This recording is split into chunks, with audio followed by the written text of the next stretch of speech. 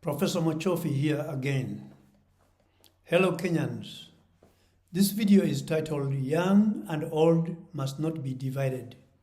Kenya Needs Memory and Courage.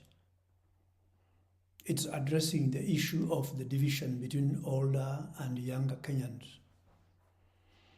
This is another brief reflection on why constitutional literacy is so important. One of the oldest methods used by failing regimes is division. When government fails to provide accountability, when public money is wasted, when corrupt individuals and protected networks misuse public funds, when citizens are overtaxed, and when public service decline, the easiest escape route is to divide the people. Divide them by age, divide them by tribe, divide them by region, divide them by party, divide them by the religion, divide them by class. Make citizens suspicious of one another so that they don't keep on organizing. Instead, they stop looking clearly at the failures of governance. When they stop looking clearly at the failures of governance, you see those signs clearly today. So today I want to speak directly about the false division between young people and older people. Some young people say the old people failed them because they were silent. Some older people condemn the young because they think that they are too riotous. Now, both positions need constitutional clarity. The real question is not age. The real question is citizenship. A young person who understands the Constitution is not merely a protester. Such a person is a citizen exercising responsibility. An elder who understands the Constitution is not merely an older or an old observer. Such a person is a living archive with such a duty to speak. All of us Kenyans have a duty to speak, as you remember from the Article 3 of the Constitution. I speak as an elder, not because age makes me superior, but because age carries memory. I was finishing class 3 when Kenya gained independence in December 1963. I remember the hope of that time. Many of us believed post-colonial Kenya would become a country of dignity, justice, fairness, and opportunity. We were really hopeful. Uhuru Kenyatta was born when I was finishing class 1. President William Ruto was born in 1966 when I was in class 6. And my school fees were just 30 shillings per term. Public biographical sources report that John Mbadi, the Minister for Finance, was born in 1972. That was the year I was finishing Form 4 at the age of 19. I mention these details not to insult anyone and not to claim superiority, but to provide historical context. Seniors like me are pieces of living history. We carry memory that can help younger citizens understand where Kenya has come from, what hopes were betrayed, and why the Constitution matters.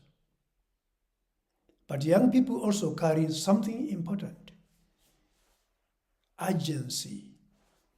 They are living the consequences of unemployment, overtaxation, debt, misuse of public resources, police violence, political arrogance, and that is why they get angry. When they speak, elders should not dismiss them as simple rioters. We should ask what conditions have pushed them into this situation and why are they on the streets? At the same time, young people should not assume that all elders are enemies of change. Many elders, as a matter of fact, have lived through colonialism, independence, and party rule, detention, constitutional struggles, multi-party agitation, the 2010 constitution, and now this new crisis of governance. This means they have lived through what you are going through, but a lot longer, and their memory is a national resource. The task, therefore, is not young versus old.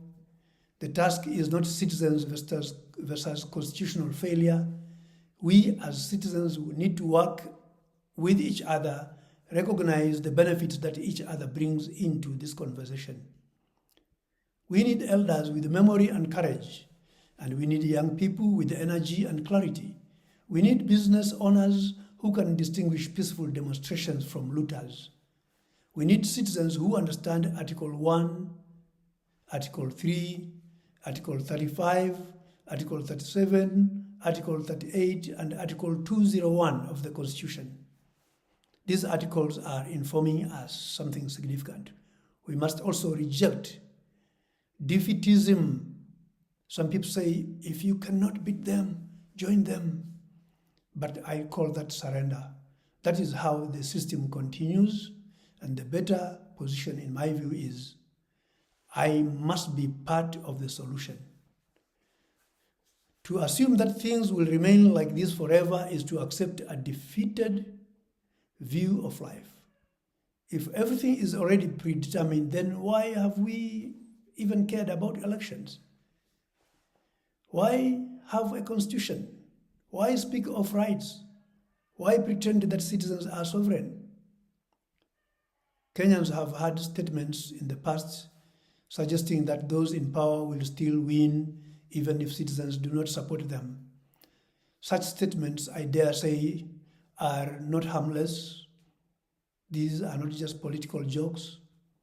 They communicate contempt for Kenyan voters. They imply that power can override the will of the people, and they rubbish the constitutional or the constitutionalism concept.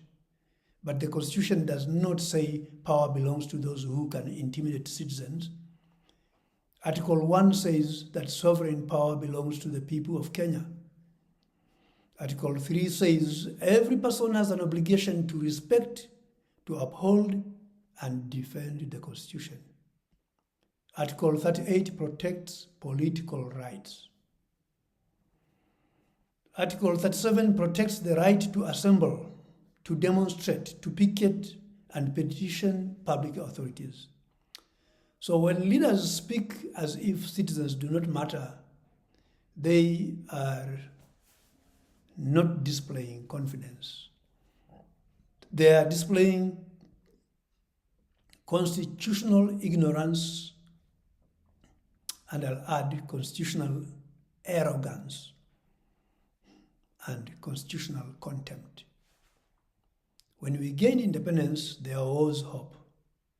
But many Kenyans now say that people in this post-colonial government, everything has remained too close to the colonial model. And some even say that it is as if colonial times felt better and more orderly. Whether one agrees fully or not, the statement itself is an indictment of the post-colonial leadership. Independence was not supposed to replace colonial rulers with African rulers who behave like colonial administrators. Independence was supposed to restore dignity, voice, land, justice, accountability, and self-governance that we felt strongly were missing. That is why constitutional literacy matters. The Constitution is not a decoration. It is the instrument through which citizens can correct the failures of the state.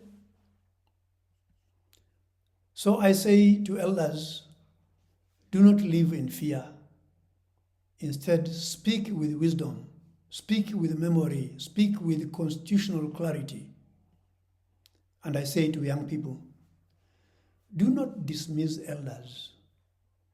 Some of us are not silent.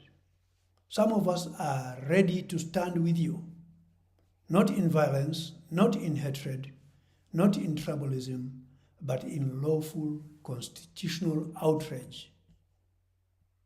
Young people and old people are two sides of the same coin, or we can say they are two parts of what makes a string.